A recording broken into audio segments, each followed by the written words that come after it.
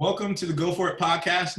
This is number 3. We lost number 2, so we're going to skip number 2, re-record that in honor of the lost show. But with all that being said, so the Go For It podcast is about reaching for your dreams despite insecurity, despite fear of judgment, and just going for it. That's what we're talking about. So in that regard, I'd like to introduce my co-host, Mark Lee. If you could just tell us a little bit about yourself. Hey guys, welcome back. You already know me. I am the jewelry guy, Mark Lee, CEO, creative director, person behind Loving Jewels, and I am here to bless you guys with another podcast. Woo! I'm Joshua Plick. I am the founder of a software development firm called Or Equals. It's just custom business software. But I'd like to get into our guest on the show today, and I'd love to hear her talk to us about starting a marketing agency, life as a single mom, just going for it despite any obstacles that she ran into.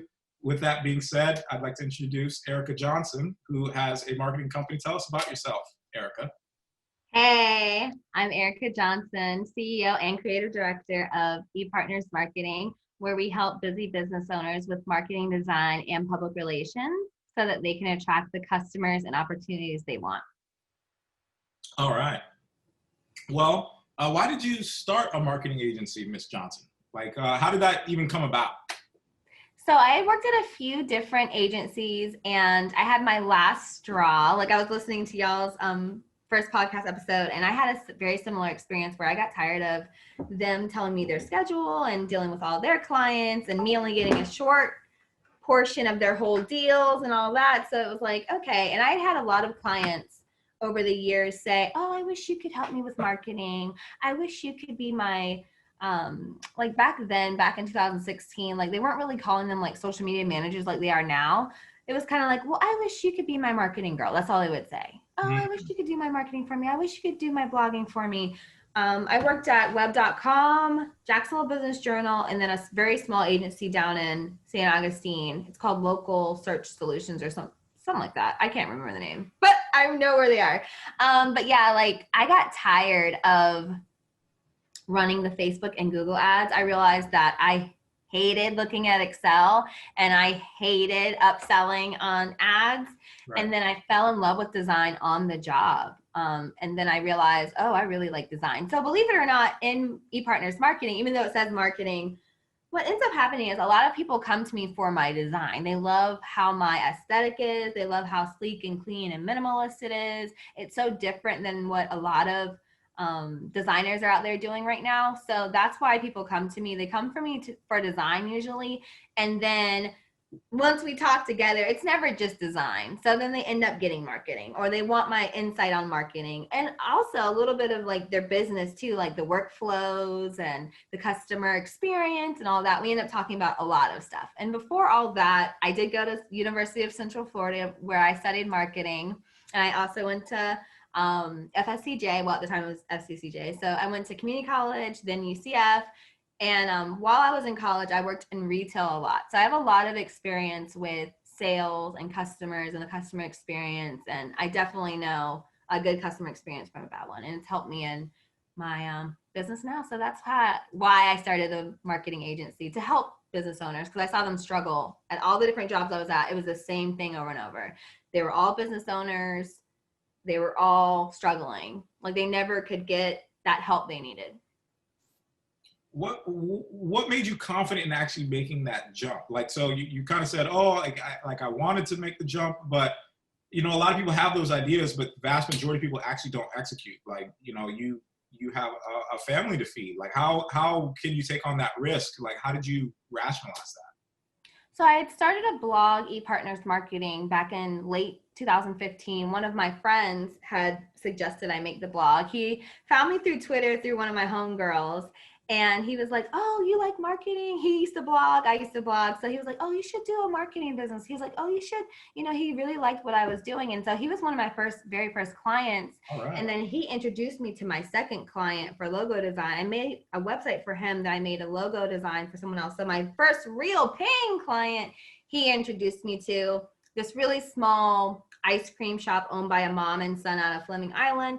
And then the rest is history. I had 2 lawyer websites after that. And then after that, it was just, I mean, 2018 and 2017 were kind of weird because I did go back to corporate America for a short time as a teacher, which is so far-fetched.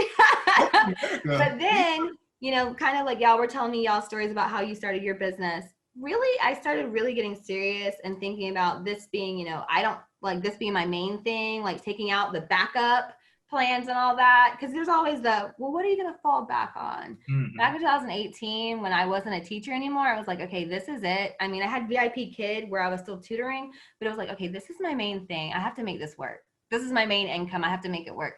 So then that's between 2018 and now is when I really started getting serious about promoting myself regularly, getting consistent, all that. So that's when things really changed. 2018, things got better. 2019, things got even better. I added an eye to my team to do PR because people started asking me for PR. So it's always been people asking me for something. That's awesome. I never went out there and was like, I do social media. And I would also say that, like, bringing it back to the main question you said, like, how did I get the confidence? I probably was scared.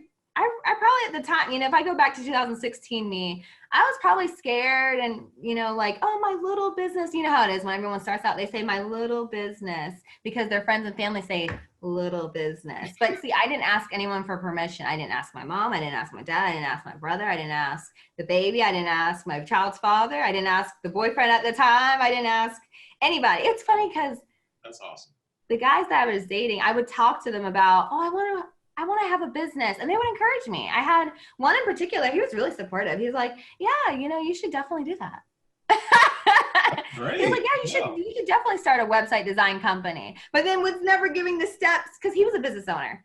So he was never giving the steps of how I could do it. I was like, yeah, you could do that.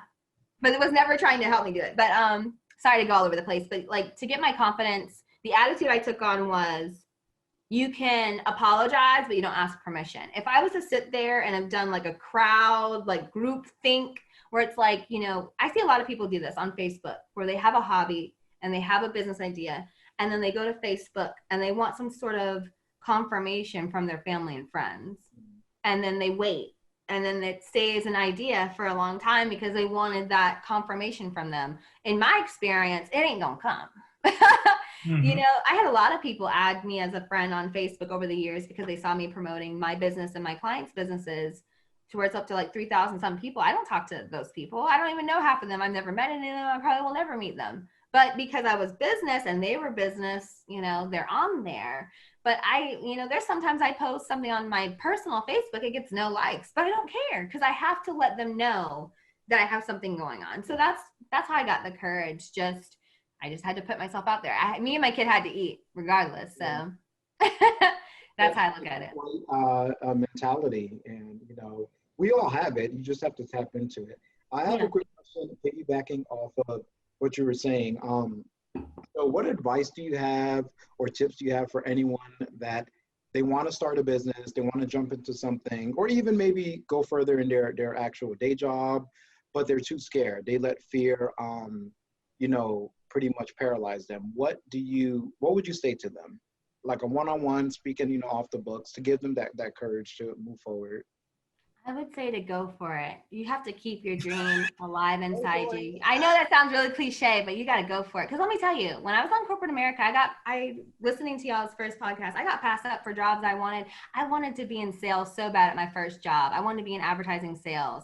And they just passed me up for my other counterpart, And it's funny because I actually sold some stuff while I was there, but they didn't trust me enough to be a full-time salesperson. They saw me as, fresh out of college. They saw me as real green. They're like, what does she know about sales, But then, at the other position, I used to upsell all the time.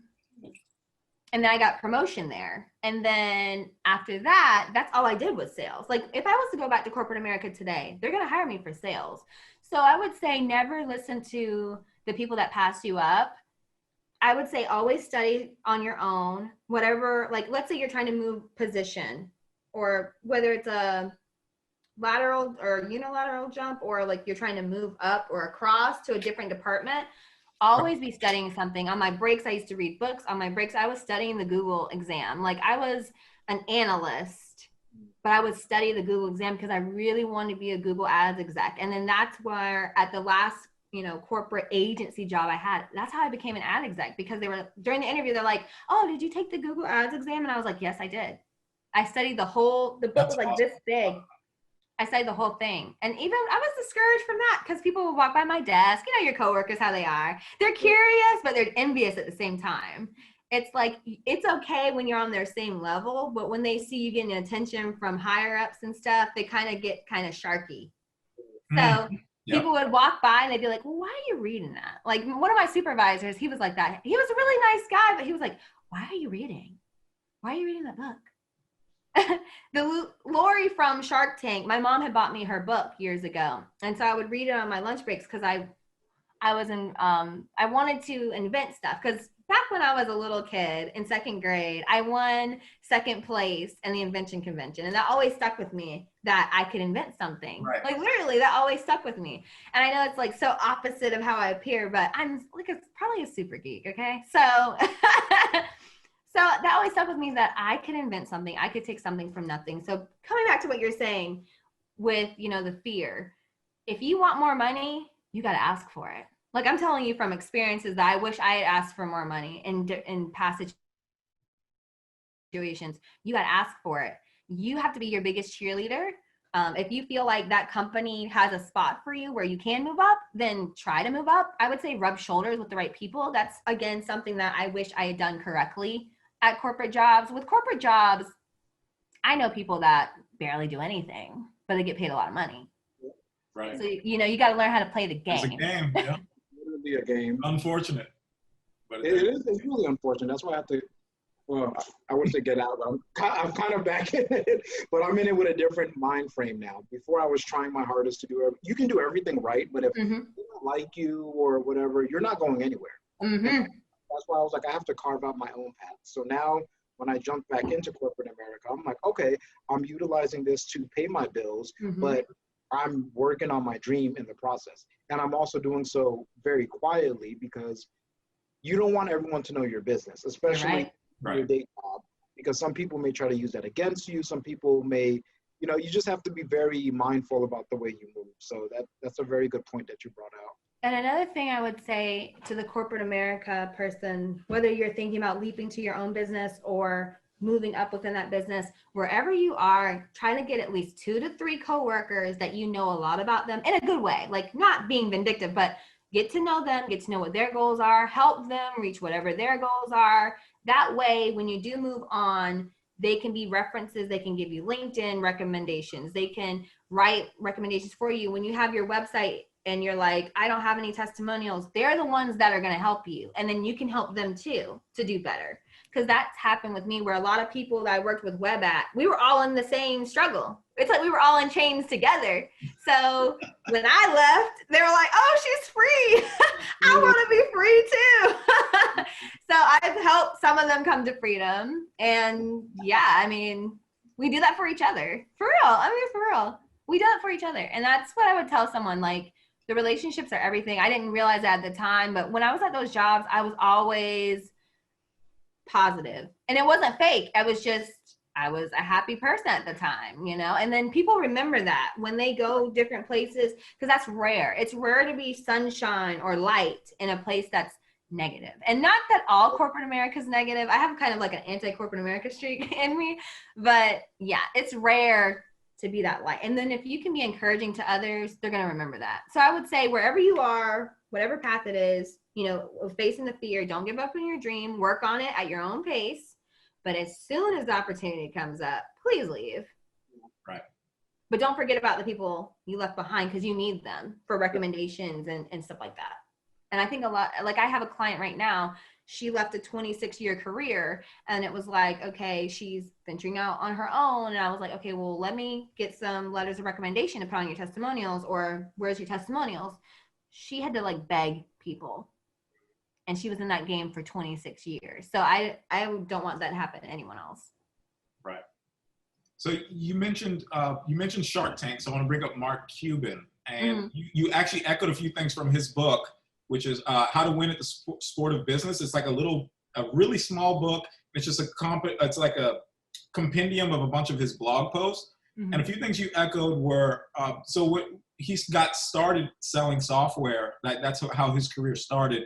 And he said, the secret to my success is that I would read all the manuals. Like, I used to sell spreadsheet software. I would read the whole thing. And so hearing you, like, I just think that's a really important thing to emphasize, that if you want to get started in business for yourself, you need to make yourself into an expert. You need to be willing to do the things that other people aren't doing so that you can have a greater competitive advantage.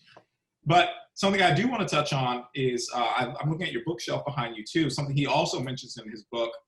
Both Mark Cuban and Warren Buffett, they all mention reading 3 to 4 hours every day. So like, how do you think reading has affected your career, your business? How often do you read? And yeah, let's talk about reading. I love audiobooks. I'm hoping to get to 3 to 4 hours a day. When I have a staff like those two gentlemen do, that's how they can read 3 to 4 hours a day. But I really just, whenever I'm working on something, it's either I'm going to be listening to lo-fi, rap music, gospel music, some pop, or I'm going to be listening to an audiobook. Usually it's an audiobook. And what I would say is my mindset has changed. Every book I go after, whether it's a business book or a personal development book or just a leisure book, I don't read those many leisure books like the romantic novels, but when I do, it's entertaining, you know? With each book I've read, it's helped me answer a different question that I had. Like right now, I've got the 4-Hour Work Week updated and expanded. Right. I was listening to the audiobook and was enjoying the audiobook, but there's some things in the updated version that aren't in the audiobook because the audiobook was written, 10, 15 years ago, whenever it was. And then this one's been updated within the last 10 or maybe 5 years after that. But, things always change. And I would say that the cool thing about being an entrepreneur is it's self-paced learning. When we're in school, it's not to sound like Robert Kiyosaki, but they talk about it a lot. Like when you're in school, it's forced. You have to learn what the education system tells you to learn at their pace. When you're an entrepreneur, the journey for learning never ends. So it's a beautiful experience. A lot of entrepreneurs get frustrated in a way because they're like, I need to know this right now. No, you know what you need to know at the time. Anything that you don't know or that you don't enjoy, you can always get someone to help you. You never have to do it alone. That's the cool thing about being an entrepreneur. But back to the main question, reading, probably daily, I listen to a book, actually cracking it open, probably a few times on the weekend. I can actually sit down where the baby is not distracting me and stuff. But yeah, I try my best to read a little bit each day. And even if it's just podcasts by the author and then looking at their book.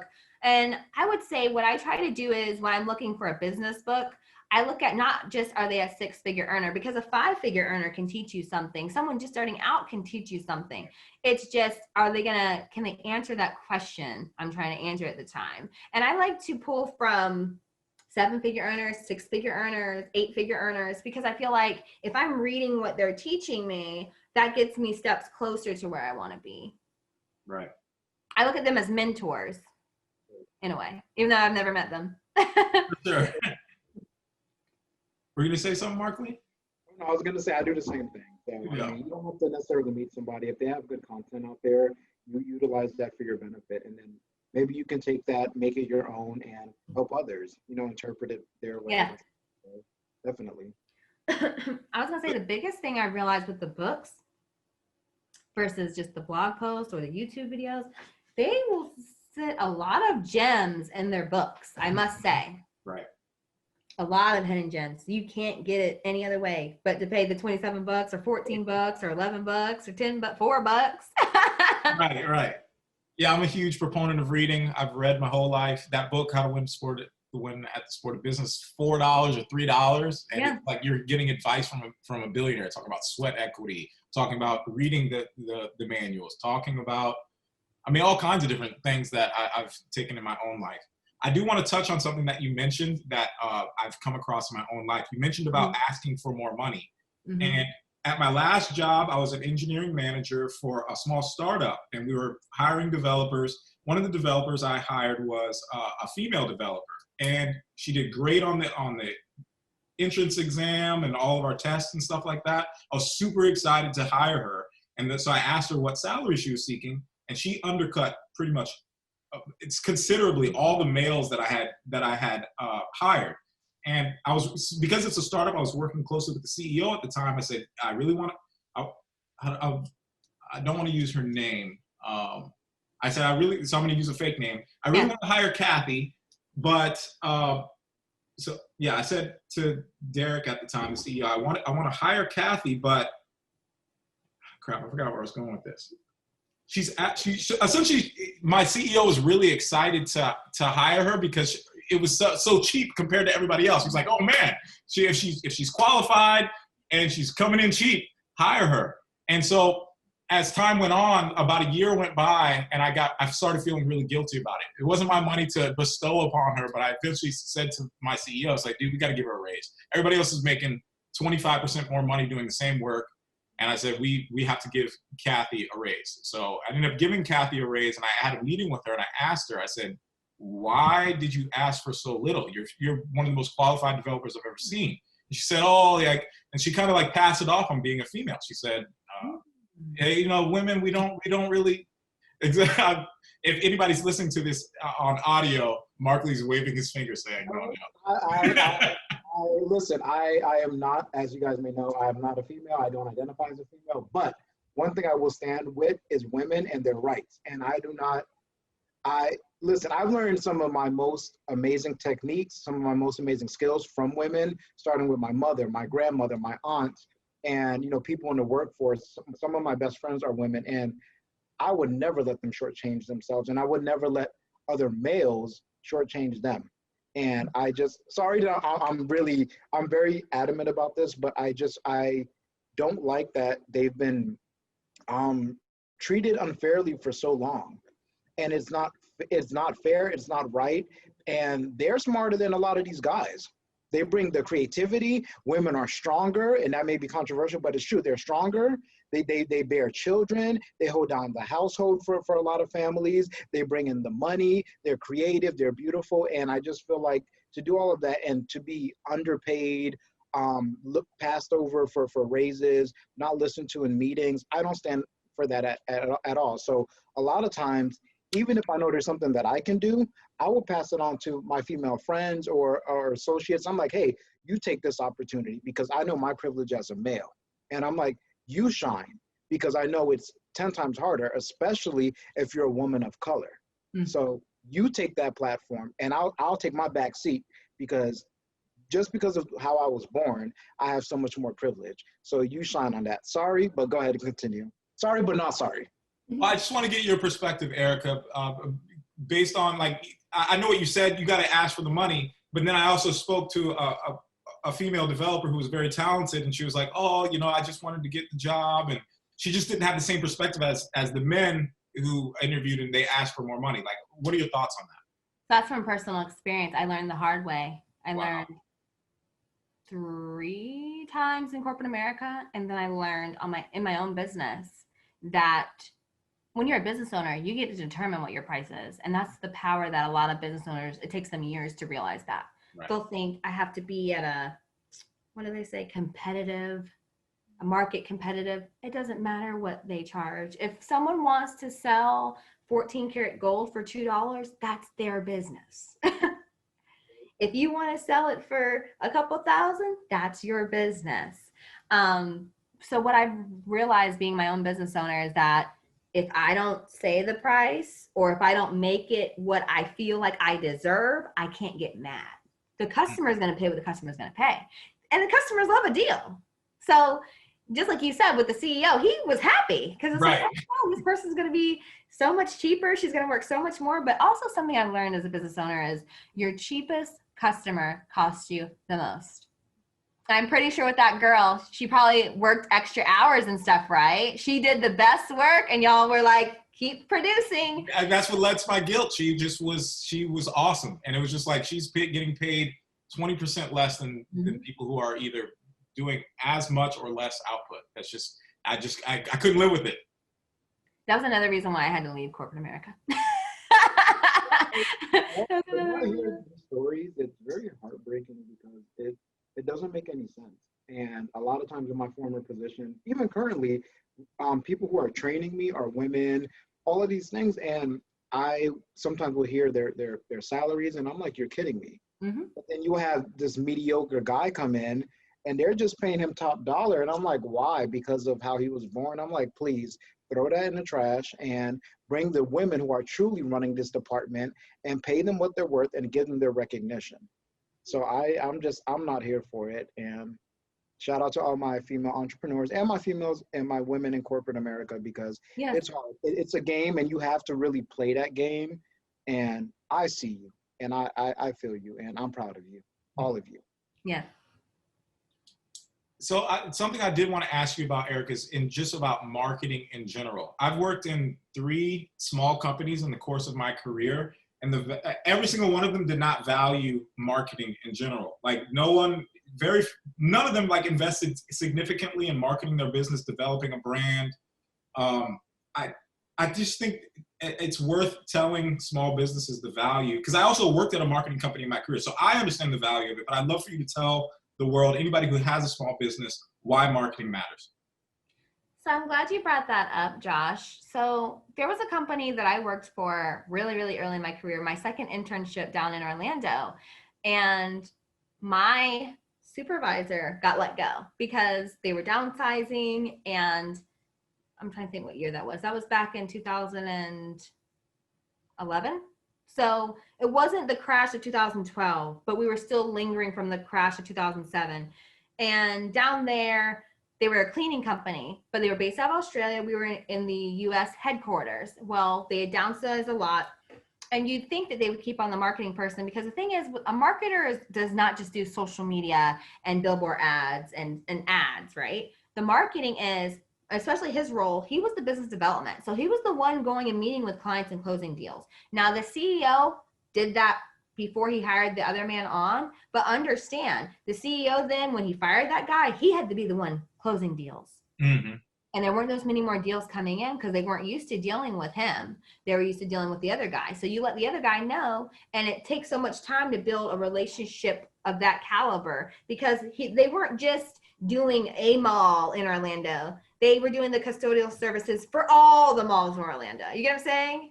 All the shopping centers, all the property management, stuff like that. Those were those caliber deals. And it wasn't just Orlando. They were the headquarters. Wow. And they had places, different places. What I'm trying to say is, when they cut the marketing budget, because the accountant didn't like the marketing, she didn't value marketing either, right? But it was so funny, because then you flash forward a year or two, they're no longer in business in the United States. They're still over in Australia. They're not even in the United States anymore. So marketing is extremely important. Without marketing, you don't know who your customer is. Because you don't know who your customer is, you're going to try to sell to everybody. I'm pretty sure you all have heard, if you try to sell to everybody, you sell to nobody. Right. You don't know who your market is. You don't know who you're talking to. And then marketing, through school, is product, place, price, promotion. With no promotion, no one knows about you. They forget about you. They assume you close your doors. That sucks. Price, anything goes, because there's no, marketing, or there's no established value, I should say, like that. So because their deals had shrunk, then they just go for what deals they could take on, which was true. They got desperate. Towards the end, they got really desperate. They just could take whatever contract they could get, because they had lost a lot of their relationships. And I would say that's how a company really needs to think about marketing. It's not just ads and Facebook posts. It's the relationship with the customer. And in that case, they were business to business. That's vital. Your business development isn't talking to mom and pop or Joe Blow or tiny person. That's a whole other business that can pay you a lot of money. If you don't have a relationship, that's done. Right. That's the livelihood of your business. So I would say people have to really focus on the relationship with the customer. And that's what I talk about a lot this year with all my stuff. And I have a podcast too called The Content Cure. And I tell people about that. It's really the relationship. Everything I post about the relationship. Is it going to draw my customer in, or is it going to repel them out? People don't care about Erica, the CEO. They care about, is she going to make my website? Is the logo going to be right? Are people going to like my logo? Are people going to hate my logo? They don't care about what I'm struggling with. They could care less. But the marketing I put out is all about how they can, do some stuff themselves, especially with the content care. I give a lot of DIY tips to business owners because I've been there. And it's funny because when you work at an agency, they don't tell you how they got started. It's just do this work or else you're fired, So then it's building an agency from scratch, no customers, no marketing budget, no nothing. You really have to bootstrap. And I would say for any new business owner, don't be afraid to put yourself out there. Don't be afraid to post on Instagram and no one likes it, or don't be afraid to go on Canva and make a graphic. You learn as you go. And that's something I talked about in one of my podcast episodes. I had said how what happens to business owners is they try and they try and they try, and then they see some ad or some infomercial or some webinar. I say like some BS person that says, you need to increase your marketing, or you need to improve your marketing, or some family member gives their 2 cents. There is nothing wrong with what you're doing.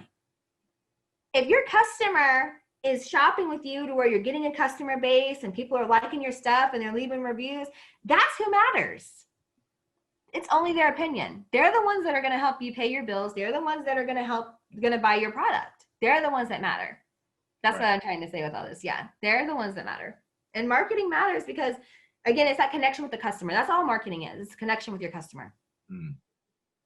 So in regards to that, like in regards to posting content on social media, how do you avoid the concern? Like you said, I might post a Facebook post personally, and I'm unconcerned with people liking my post. Mm-hmm. So that's a big hurdle for a lot of people. Just I'm scared what comments I might get. How do you get past that? Like, how do you coach people past that? Because I'm sure you have to coach people through starting their own content building process. You're exactly right. I've taken a lot of entrepreneurs out of their comfort zone. A lot of them were scared of video, but then after working with me, they love video. They go live, they get on live with other people, they do stories, they do IGTVs, they do reels, all sorts of stuff. That's one of my specialties, getting people out of their shell, and then boom, there we go. It's all it takes is that one step. Even for myself, how I got so comfortable on video was back in 2016, 17, when I was starting my business. I learned about Periscope. So I used to go on Periscope every single morning and just chat with people. It's just, people have to get out of their mind that, I think people get really in their mind and think, oh my God, what if 1 million people see it? And da, da, da. Just talk to one person. All your marketing is really talking from me to you. That's it. Just one person, whether it gets 35 likes, 3,500 likes, 350 likes, it doesn't matter. You're really only talking to that one person. And when you make it to where you're only talking to that one person, whether it's video or a post, like when you write your caption, it makes it so much easier. It takes the stress off. You just pretend you're talking to your friend, like you're sending your friend a text. It makes it so much easier. But what I would say is, I'm sorry, what was the question again? Well, the question was avoiding people's judgment when you're posting content on social media. That's how. That was great. But yeah, that was the. I focus on the customer. It's my client. It's about my clients at the end of the day. Family and friends and ex-boyfriends and all those crazy people, they're cool.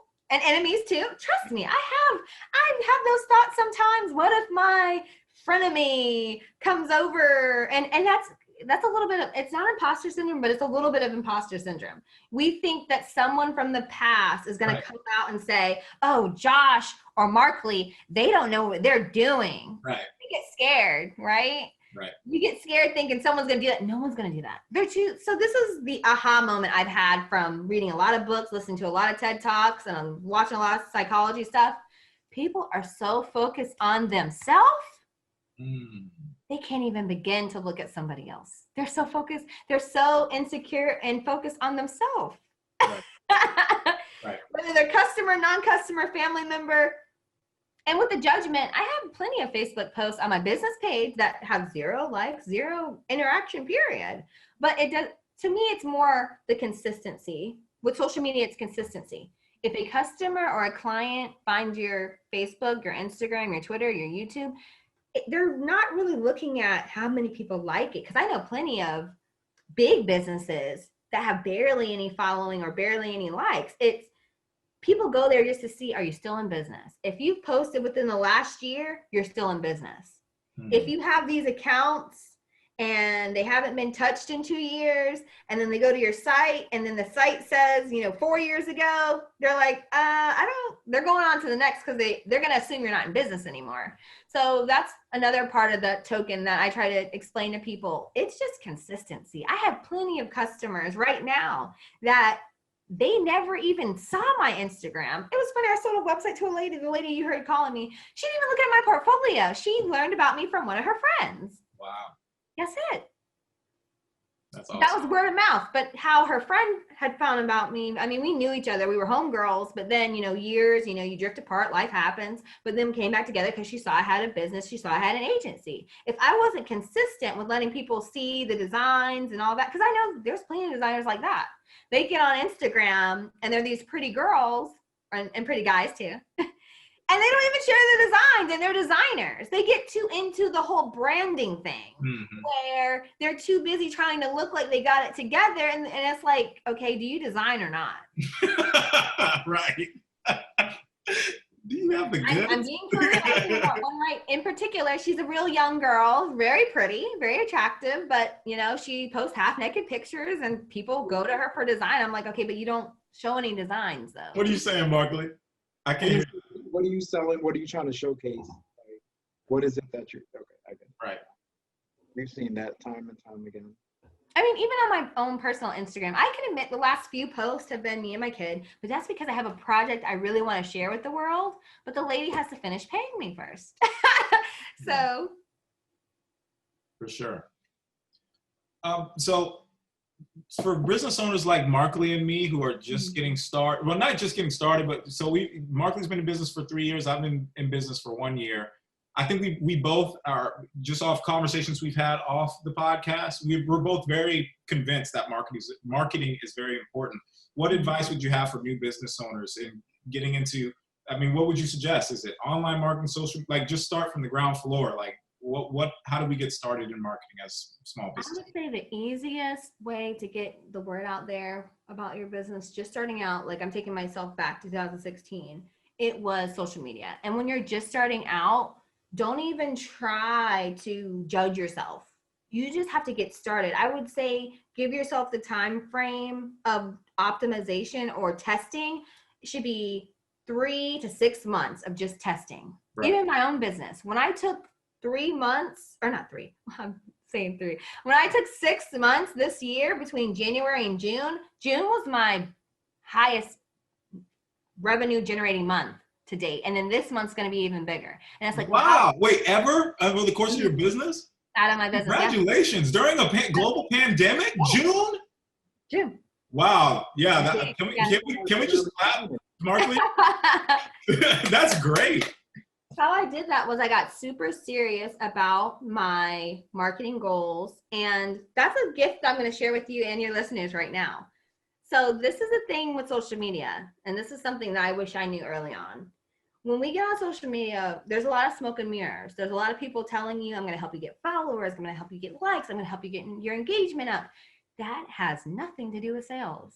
Sales, clients, cha-ching, paying your bills, has to do with people DMing you, emailing you, calling you, asking questions.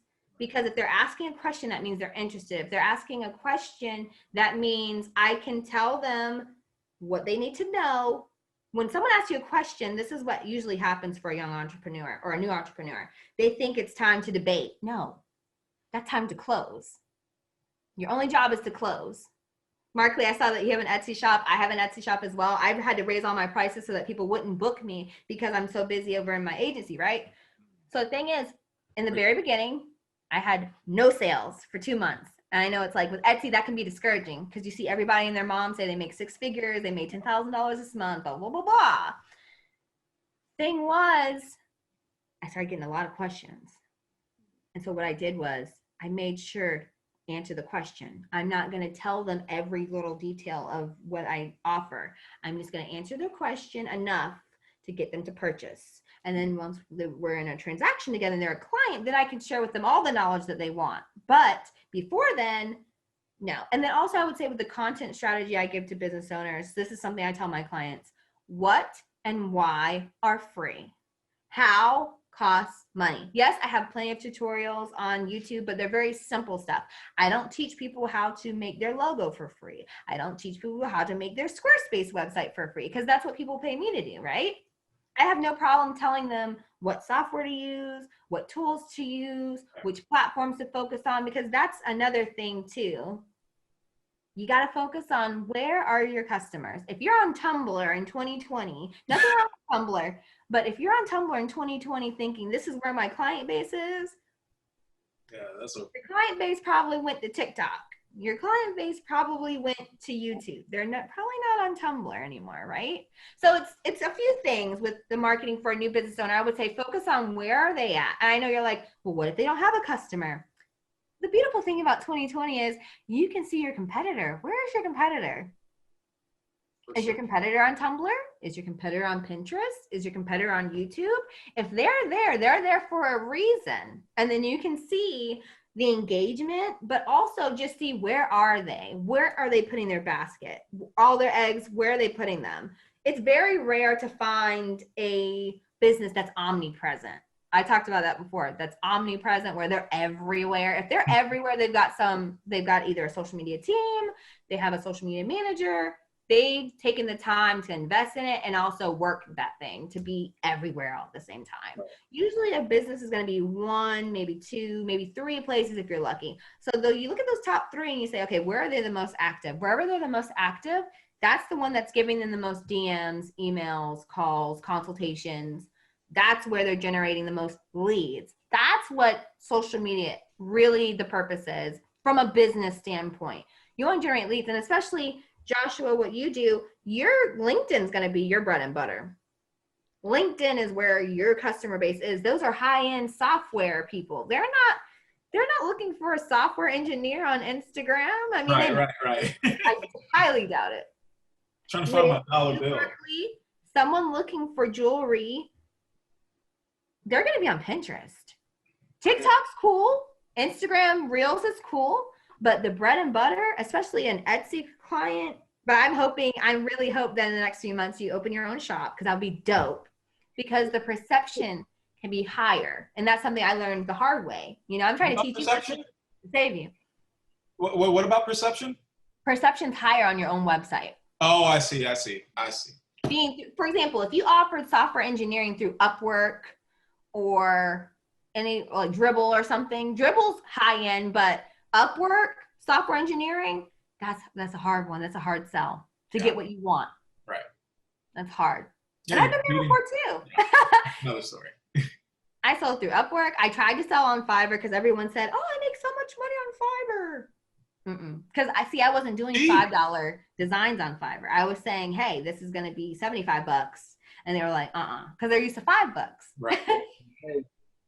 But yeah, everything for a young business owner just starting, or not a young, but a new business owner just starting out, I would say focus on where is your customer?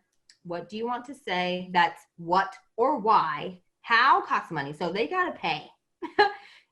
For example, Mark Lee can't teach people how to make their own stone necklaces. I mean, he could, but they got to pay. It's called a course, right? They can't just learn for free. They can't get free game. Like if someone comes to him and says, hey, who's your source? Who's your vendor? He's not going to just tell them that for free. And I'm pretty sure people try to hit him up. No, that's not free. No, heck no. So yeah, that's what a new business owner should focus on. What are they going to say? Who are they talking to? And then being consistent. Those three things. And also the fourth one, the major one, what is your goal? Is your goal to get more DMs? Is your goal to get more email signups? I totally forgot about email this whole time.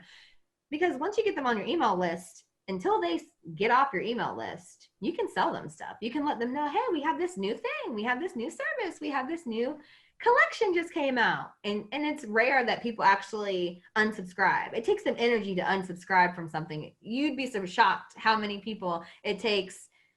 They don't know they're subscribed to all these email lists. I mean, even in your own inbox, you can admit that you've got so many things you're subscribed to, and it's just like white noise at this point. You're like, oh, it's there. Let me get to the email I'm looking for. Yeah.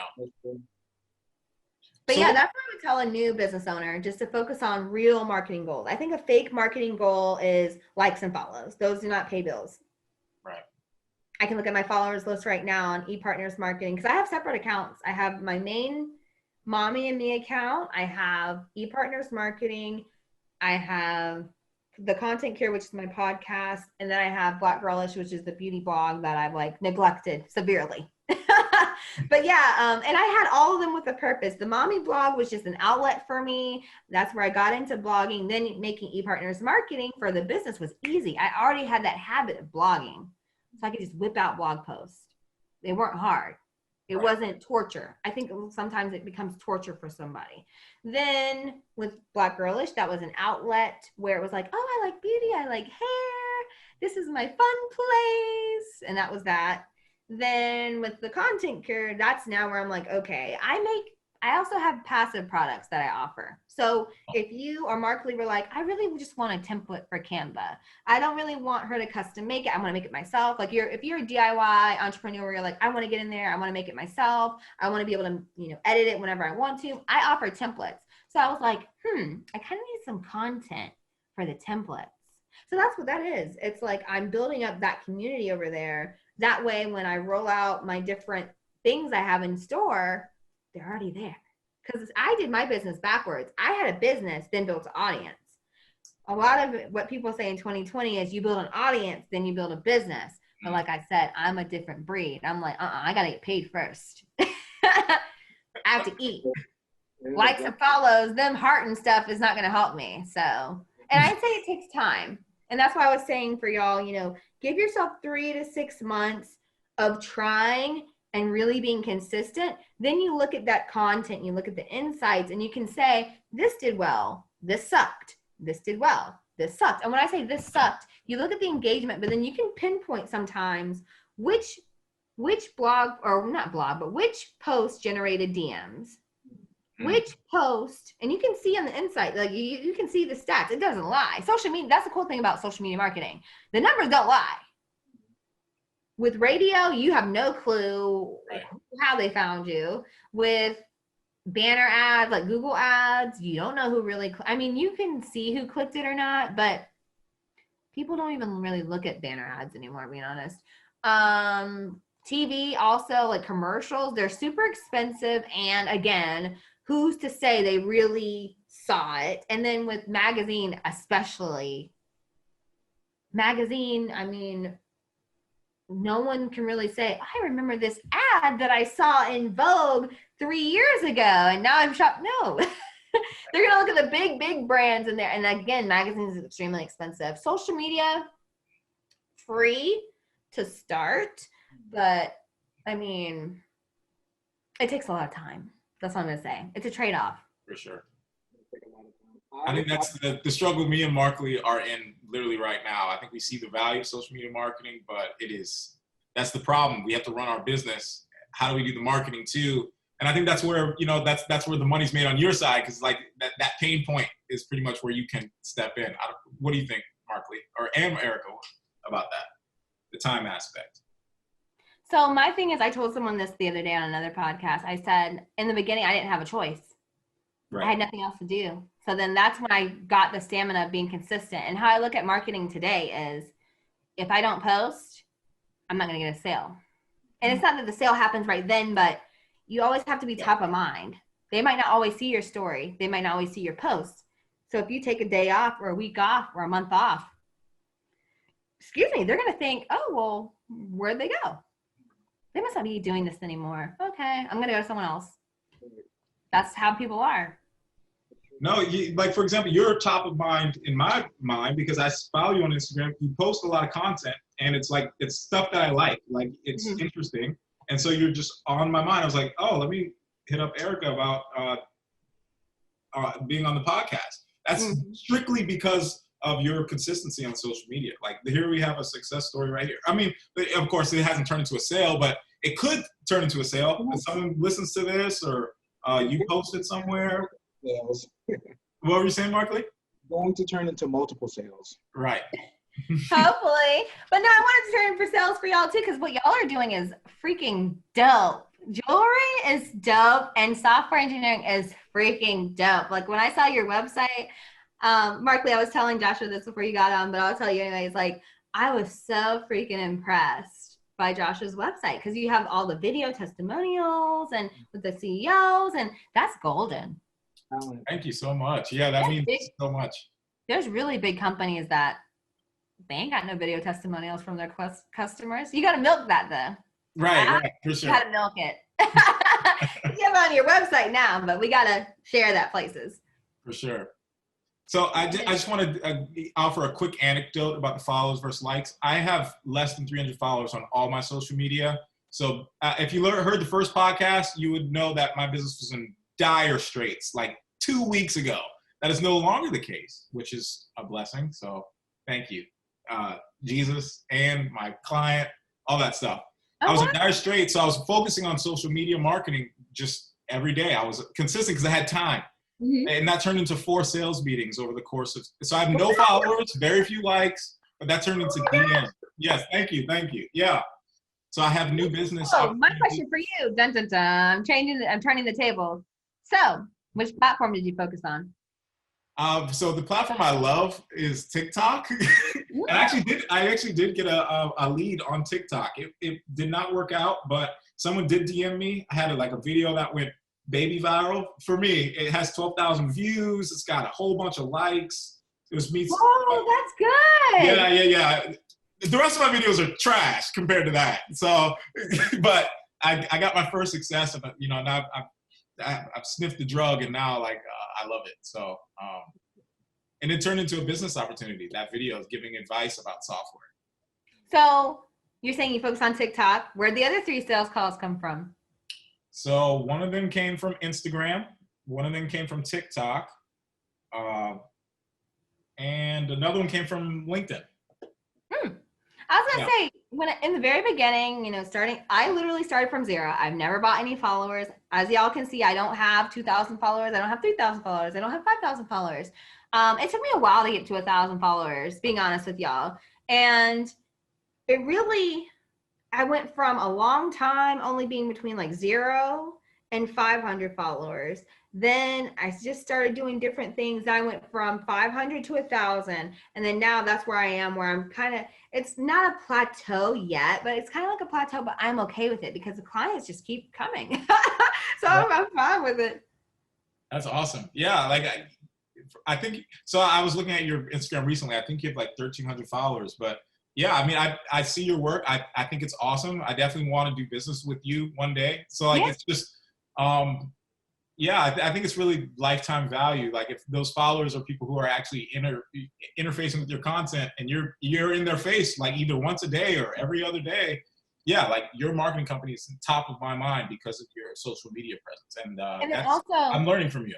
So yeah. The biggest thing I would say too for a new business owner, especially in the times we're in, it's so easy to, I'm not saying to hide your feelings, but I was talking about an Instagram story the other day. If you can be positive, people will run to you, especially in the times we're in. People are actively seeking out positive because there's a lot of negative all around them. So if you can be positive, and especially what you do, Mark Lee, is super positive.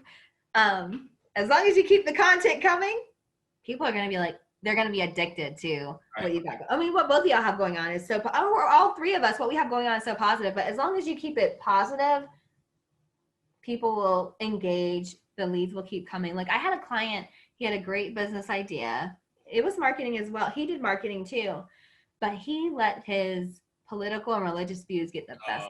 Oh, no.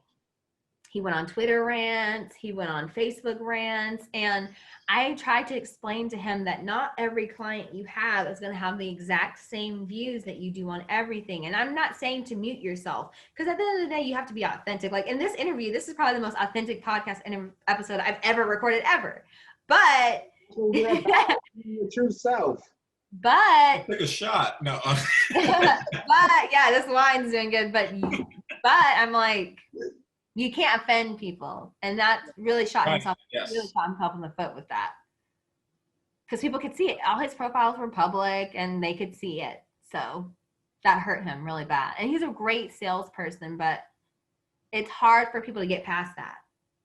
It's true, and this year especially, we're in election year, so I'm gonna just leave it at that. But it's a very this is 2020 has been a very interesting year. I'm not going to use any negative words because I don't want to give them power, but what I do know is that you've seen a lot. 2020 is about the truth exposing itself. So, 2020 vision, you can see clearly the veil has been lifted, but at least with what I do, I've been trying to focus on positivity, and we know what's going on in the world. We know what's going on in the US. Everyone's fully aware, but I don't want to shed any more light on negative situations. We all are aware. We're doing our part to try to make things better, but I want to try to bring positivity, and I'm trying to do so with my posts, with my jewelry, and it's hard. Sometimes it is hard, but sometimes you have to coach yourself, and you have to get out there and say, you know what, I'm going to wish other people well, and in doing so, that may be healing towards myself. So when you mentioned that, being positive will help, drive your sales, drive followers, drive engagement. It's very, very true, because a lot of people are in a very dark place. So, you do have to, even if you have to tell yourself in the mirror for 20 minutes, okay, you're good, you're happy, you're healthy, like meditate on it, pray on it, do some exercise, but at the end is going to be for the greater good. So it's very true. But with that, I have a question. Okay. So shifting gears a little bit, and it's a little personal, but what challenges have you had running your business, growing, and being a single mother? That's a great question, Mark Lee. So the biggest challenge being a single mother and a business owner is finding a way to take myself away from my business, because I love what I do. So I know it's cliche to say, oh, I don't feel like I'm working, but sometimes I can just get really into a project and, time goes by and I have to remember, oh, snap, I have to feed the baby, or the baby's on school. This semester for her school, I had to completely switch my schedule, where usually between 8:30 and 3, I'm in the school with her, because it's virtual school online, but this semester is very, very hands-on, where they have a lot of different meetings they have to log into, and the baby has certain breaks she has to be on. So I have to make sure she's on task, because the teacher's not there in, the room with her. So yeah, I have to make sure, oh, are you doing what you're supposed to be doing? Okay. Is it snack time? Okay. Is it lunchtime? Okay. So I had to completely flip my schedule, but something really cool happened with that. It made me look at the time I was spending and get laser focused during that time, because I knew that, okay, I don't have 8 hours in a day to focus on this one minuscule task. But that's the biggest challenge I've had, balancing work life. But I think it was a blessing, because when I was in corporate America, they didn't really care about my work-life balance, period. They knew I had a kid. Some of them had kids. Yeah. Some of them had kids, and they did not care that, I had to drive all the way across town, drop her off at daycare, drive back to that side of town, go to work, pick her up by a certain time, or I would be charged a late fee. They did not care. They were not empathetic. And so it's a blessing I work for myself. When she was in kindergarten last year, I could go to all the kindergarten events with her. This year, her being in first grade, but it's virtual. I mean, I don't have to. I'm blessed that I can be home with my child. Some people don't have that luxury. Some people, would love to be at home with their child instead of sending them into uncertain conditions at school from a health standpoint. But because of they have to feed their family and what their circumstances, they can't work from home. So I'm very blessed in that regard. But I wanted to tell a story, just a short story. There was one time a lady wanted my help with a website, and she was a Christian lady, and she kind of held it against me that I wasn't married to my child's father. And it was weird, because it was like, I'm just helping you with a website. And she seemed like a nice lady. She's very well respected in Jacksonville, where we live. She's very well respected, or where I live. She's very well respected, but the whole conversation changed. And that wasn't my first time talking to her about her website. That was maybe third time we had met in person, and we had met through Periscope. I know you're like, what? Yeah. So it was a Periscope. That's how she came to you, through your Periscope marketing. Yes. Is Periscope still a thing? Yeah. So Periscope was linked in with Facebook, or not Facebook, with Twitter. Okay. And back then, when I was first starting my business, it was big. Everybody and their mom. It was, imagine before Instagram stories, kind of Mhm. before Facebook video really took off. Right. Everybody was on Periscope going live because you could go live. And Right. everyone would be like, oh, I'm going live. Oh, she goes live. She goes live. There's a lot of people that were on Periscope and they just watch or comment. And they get a lot of followers because they comment so much. But then there was the people that, oh, she'd be going live. Yeah, I was going live all the time. So that's how people, I got up to like 1,700 followers on my Periscope at one time. I don't know if it's like 1,500 now. I don't go on there. It's like a ghost town. Don't get me wrong. There's still plenty of people on Periscope. But for me, it's like, nah, I'm good. Yeah. It's a lot. It did really well with like religious groups were on Periscope. But sorry, just decided to go off on a tangent. Coming back to the main thing with the, I just thought that was so weird that she held it against me because literally from that point on, no one's ever had that issue. They're just curious. They just say, you know, oh, well, how old's your daughter? They might have kids. They might not have kids. And that's just very light. They don't even ask me about my child's father. They don't even ask me about any of that. They don't even ask me if I'm divorced or if we were ever together. They never ask me that. It's just, oh, where's Bella? They just think she's so cute, or at least they pretend well. I mean, they probably think a lot of things, but they dare not say it to me. But yeah, that lady. Mm-hmm. I have a question in regards to that, because I teeter with this a little bit, but keeping your personal life away from your business life. I've seen very successful people who they're very transparent and people like them because they're transparent. Mm-hmm. And I've seen other successful people who you don't know anything about their personal Mm-hmm. life. And I'm a very private person for the most part. But what would you say, like at least for you, what works, or maybe for somebody who's going into business and they're unsure because maybe their life is a little controversial or they're a private person, and but they're seeing social media, you know, personalities being very transparent. Do you feel like that's a pro, that's a con, or what is your advice on that? And I'm asking for myself first because I'm curious about this. I tried my best to keep them separate. Like I literally made separate accounts. Yeah. And then what happened was, you know, I can't hide that I have a daughter. It's very evident. This person's bringing my DoorDash and they're acting so silly because like my window's open. Can you just bring me the food? They act so silly. She's parked like the house. They park at the edge of the driveway. Can you just bring the food? Oh my God. Of course, my phone's dead. Oh, here it is. Oh, no. Hello? Hello? Yes, I'm in the window waving at you. I see you at the driveway. Thank you. Sorry. I like DoorDash. see DoorDash is great. But what was it? Sorry, I have such a huge brain fart. Oh, personal. Okay. Yep. I tried my best to keep them separate. I didn't want to hide the fact that I was a mother because that let me connect with some people. Because if they're a busy mompreneur, they are going to outsource design or they're going to outsource marketing. So that was a good way that we could relate. And then also, but when it comes to love interest, stuff like that, I would tell someone you don't want to put it on social media because, sorry, I'll be right back. Life calls. What did you say? Thank you. I said real life calls. Right. Hello. Bella. We're talking about moms, so there she goes. Right. This is Perfect example. very timely. Sorry about that.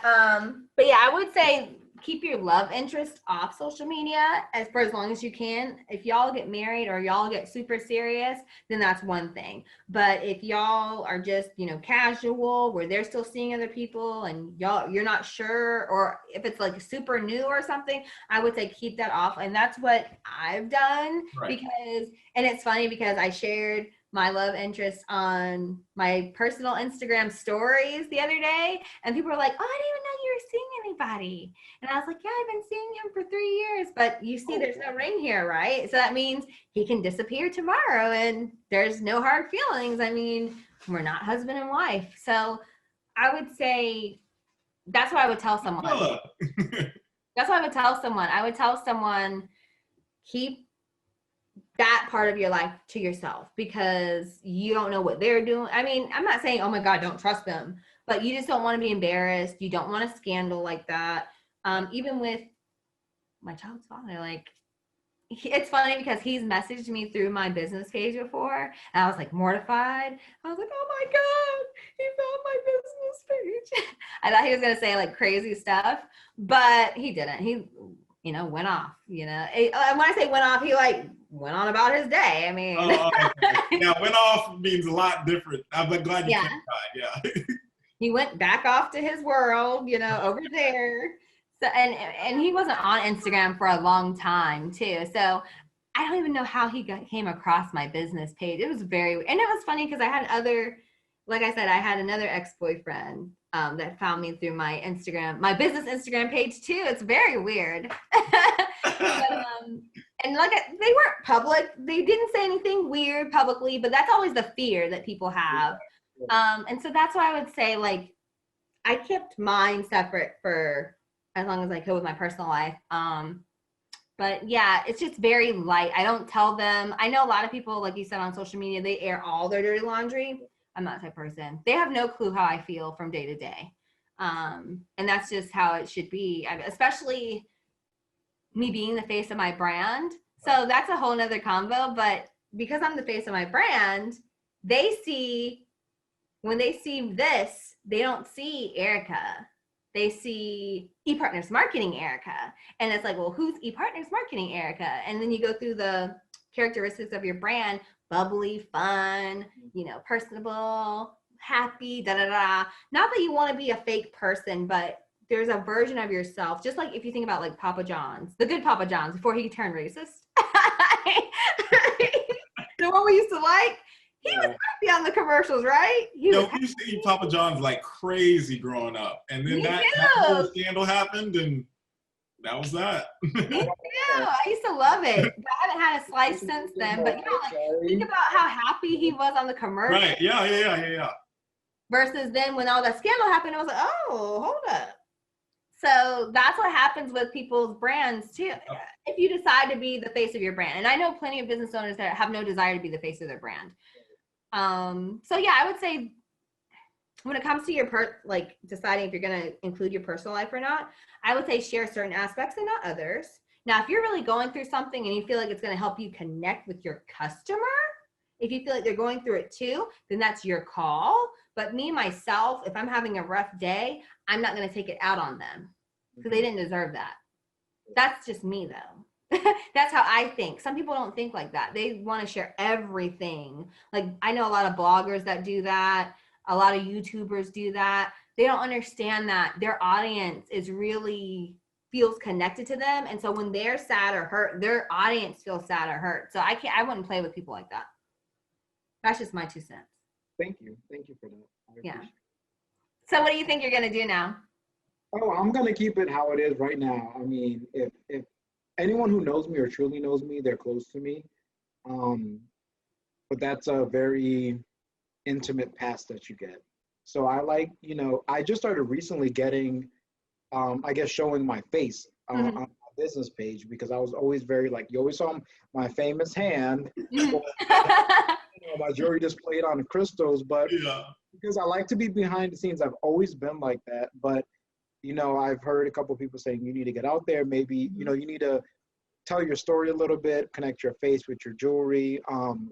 And I had a lady tell me recently, she didn't even know, she knew who I was, but she didn't even know I made the jewelry. She followed the page and she thought it was this young woman who made it somewhere in another part of the country. Wow. So I don't know if she came up with the story in her head, but when she saw it was new, she was very confused. And a lot of people don't know that I make it, or when they realize it's me, they're very shocked because they assume that it's someone else, or they don't know who it is. So I'm trying to get out a little bit more, but as far as my personal life, I mean, that's private, and I prefer to keep it like that because I'm at peace. So, but I mean, if y'all want to know more, DM me. But no, all jokes aside, but I prefer I want to focus on the craft and the product, and y'all don't have to know what's going on a day-to-day basis. But if they're, like you said, something monumental or something life-changing, maybe I will share it because, why not? Why not? So Josh, what are you going to do with your business? Are you going to keep them separate or are you going to intertwine them? That's a good question. So I have longer goals for my business. I could talk about it, but I don't want to right now. But effectively, I kind of want my personal brand to, because I'm really not a social media person. I don't like posting, but I recently came across some online content that really changed my mind, and I'm kind of like a social media fiend. If anybody knows me personally, they're probably like, dude, what's wrong? Like, what changed? Like, but it's all like trying to drive business because it's really like I'm excited about social media. Like I've never wanted to be in the limelight, never wanted to be famous, but now once I made the mental connection, being social media famous is gonna bring me money. Now I'm excited about it. And I would say probably, I think that's a great transition into PR, what we wanted to talk about. My client, Gabby, she has a great phrase where she's like, she cannot stand social media. She'd rather be like the article famous where, in the different publications, like for you, it'd be Wire and there's another one. TechCrunch, maybe? TechCrunch. The computer related right. Entrepreneur Magazine, Forbes, all those. If you were there, that's gold mine for you. All the people that read those magazines are the clientele that they read. They're serious about their business. They want to streamline their business. They want to work more efficiently. That's where your target market is. Right. They're on all those publications, right? So with PR, that's what PR does. It gets you on those publications, earned media. So earned advertising, where you're right in front of your audience. They want to read it. They're already hanging out there. You're not broadcasting to them saying, hey, look at me. You're going to their party and you're saying, hey, I'm here. And they're like, oh, what's up, Josh? Right. Just like for Markley, if Markley's jewelry was featured in Essence or Marie Claire or Vogue, that makes sense. Or Harper's Bazaar or GQ, that makes sense. That's where his audience is because they love how they look. They want to look a certain way. They're hip. They're fashionable. Right. That's where they hang out. In style, the list goes on and on for both y'all's publications. And then even, being in 2020, BuzzFeed or Bustle, all the cool online publications. That's what PR really does. It gets you right in front of who you want to be in front of. It doesn't make sense for me to focus on apartment therapy for either one of y'all because okay, y'all don't do anything real estate related. And it's like, what? So that's what I would say is the difference between good PR and bad PR. Bad PR, they just get you somewhere. And it's like, it doesn't help you generate leads. It doesn't help you when you build credibility for if you want to go into speaking or if you want to teach classes or if you want to collaborate with other brands. Just having something isn't that good. You've got to have something where your audience is. Right. So, like this podcast, it's business owners and aspiring business owners, right? So I have things at each level in my business where I could assist. Right. So it makes sense. For sure. Well, I think we touched on pretty much everything that we wanted to talk about. Unless you had anything else, Markley, I think that was wonderful. You're amazing. That's what I'm gonna Yeah, I really enjoyed this. I probably talked my head off too much, but I feel like it's because of how the interview was set up. But I would love for y'all to be guests on my podcast, the contentcure.co. I'm still getting everything together, but I would love if we did like a 3-person like this one. I think that would be really dope. Okay, cool. That'd be great. Did I answer your questions about PR? Yeah, you told us about what is marketing, why it's important for small businesses, getting over the hurdles of posting content on social media. We talked about women's pay, going after. We touched on a lot of things. And with PR, it's also about, I think, presenting yourself in a certain light. Yeah.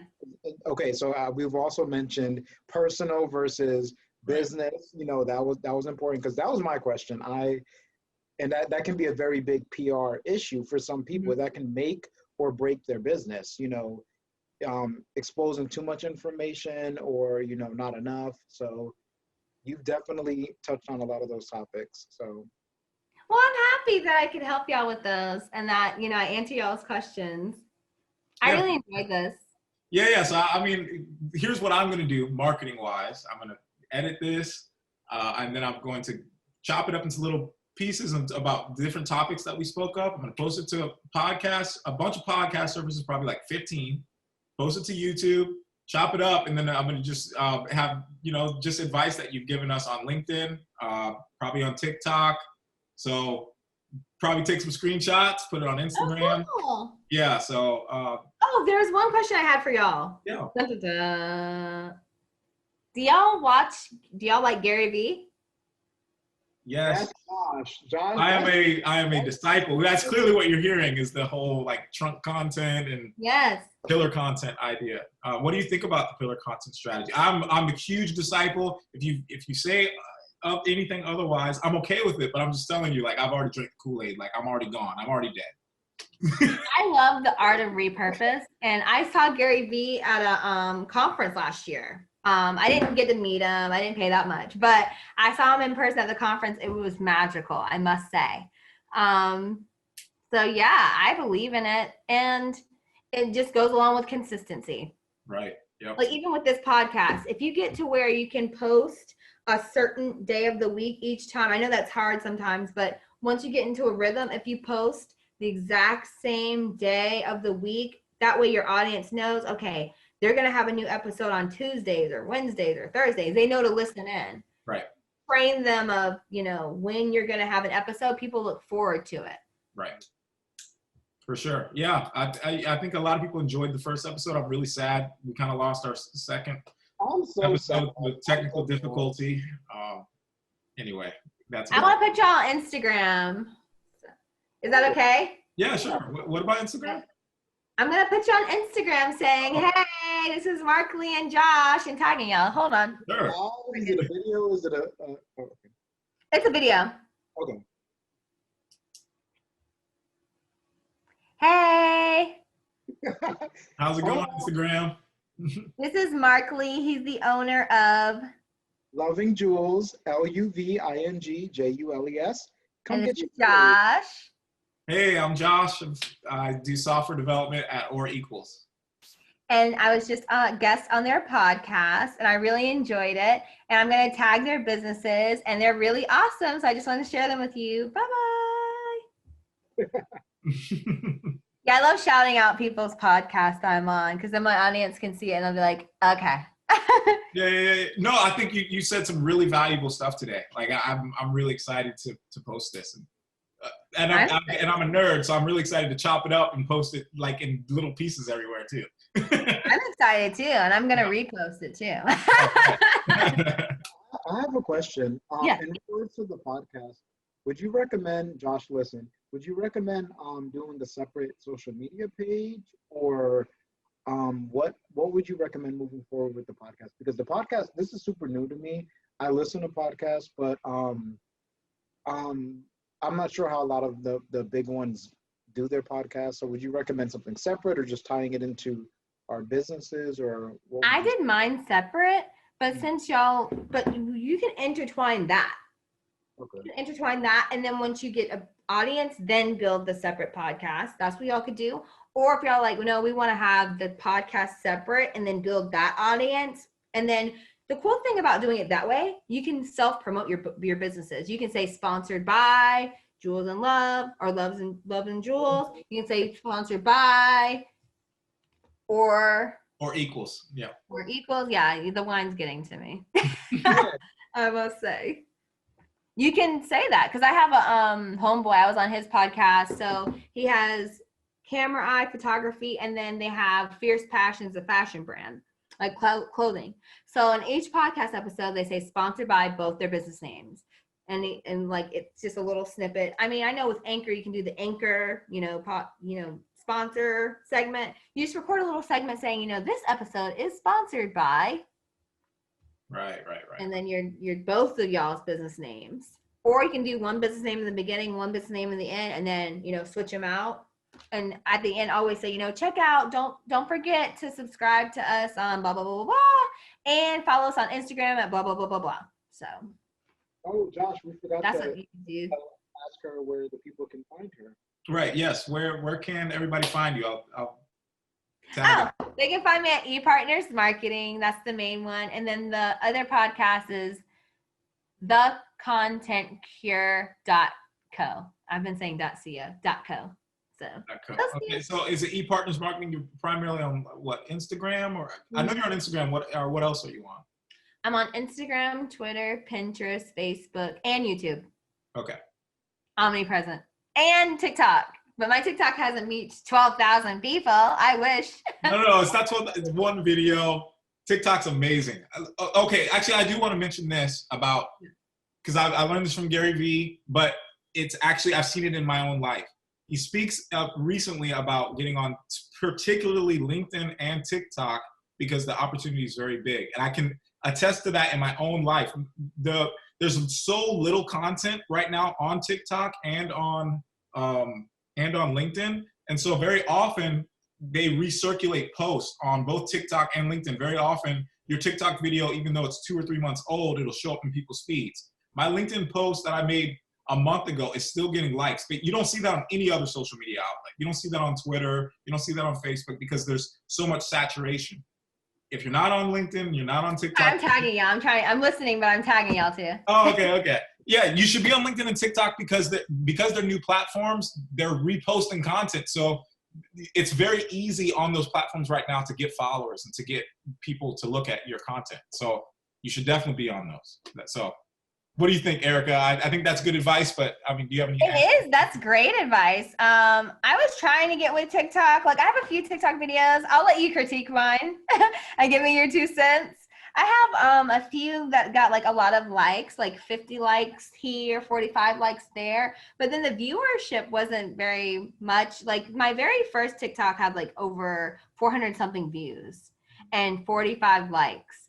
And then after that, it's like I can't get hundreds upon hundreds of views anymore. And it's funny because then if you look at my Instagram reels, the first reel I did had like 6,000 views. The second one had 5,000 views. But again, the likes were so low. But like how I feel about likes. I'm like, oh, whatever. Yeah. But with TikTok, I was expecting it to be like the opposite. I was expecting to be way more views and stuff. So I'm still trying to learn that platform. But I actually love consuming content on TikTok. I think there's a lot of content creators that give so much value, and they give you a lot of good ideas, like out of the box ideas.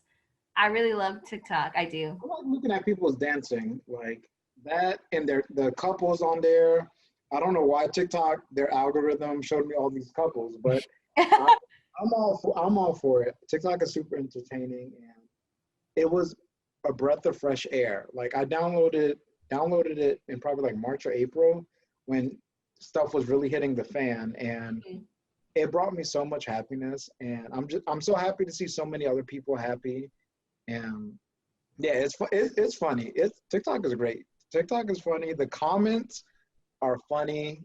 Yeah. The people are funny. I don't know. TikTok is amazing. But I feel like the people on there are hilarious. I'm like, where do they come with these skit ideas? Like Twitter 2.0 for me. Like, everything I love about Twitter is the randomness and people being hilarious. But TikTok is that minus all the negativity. Yeah. Like, if you're on Twitter for too long, you just start feeling bad about your life. TikTok is like it's all the good of Twitter with very little of the bad. And so that's why I think it's so addicting for people. And it is, I think, clearly for all of us. Well, then again, I use Twitter totally different. Don't look at my Erica Rave on Twitter. Y'all are going to be like, really? She cussed out Walmart? I did. Twitter is like, I'm low-key scared of. I have my business Twitter, but people go at you on Twitter. Absolutely. Drag you. Like, they will drag you. And I'm like, why are you Twitter's the most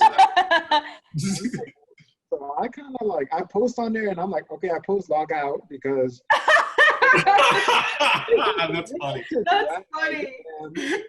I'm a little too sensitive. I'm like, please don't drag me because I will be crying in the closet. So Over the years with Twitter, I've gotten myself in some conversations I had no business being in. And then they try to clap back, and it's like, well, who you talking to? Because baby. Oh God.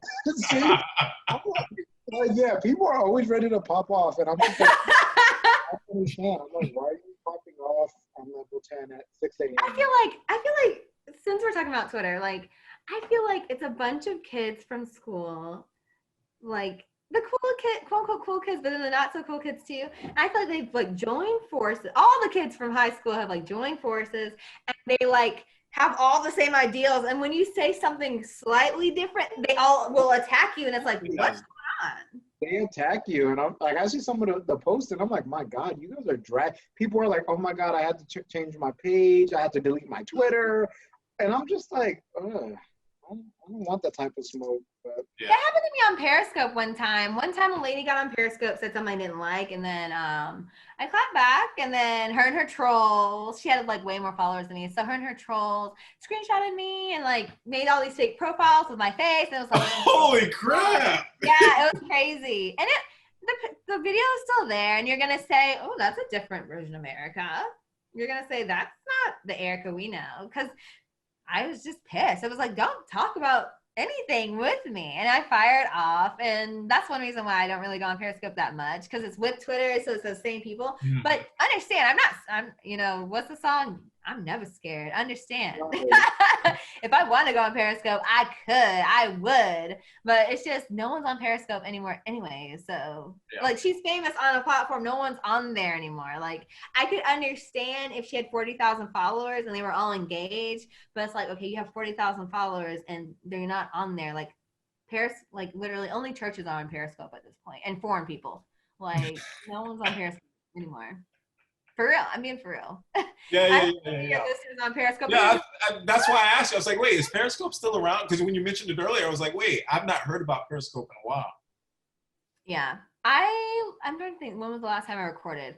I might have recorded something in 2019, just saying hi and have a good day. So that was the sort of stuff I would post on Periscope.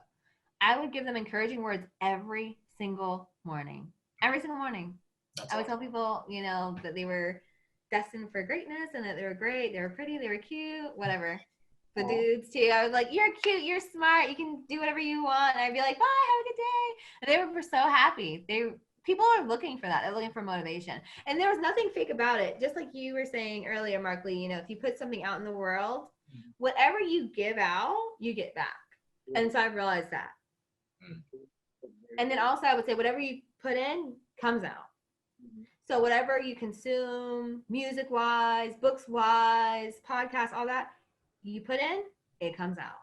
So that's how, if you want to see change, you have to change what you're listening to and all that. But yeah, coming back to TikTok's a lot of fun. I like it. I like to consume, because like even with TikTok, I see a lot of like behind the scenes of designers. So I get inspired. When I go on social media, a lot of times as an entrepreneur, you get tempted to compare yourself to other people. I always look at them as, oh, that's a potential mentor, or, I look at them as inspiration. It's either I'm getting inspired from them or I'm learning from them. Because usually they're light years ahead of me, like not just design-wise, like maybe they actually went to design school, because I didn't go to design school. So either they actually went to design school, or they're financially more successful than me, or they have a bit better client process, or they're just super talented. I can admire them from afar. Right. And I think that's what a lot of people struggle with social media. True. It's tough out here. Yeah. Yeah, I think we should sign off there. I think we covered a lot, and yeah. Bye bye. Till next time, world.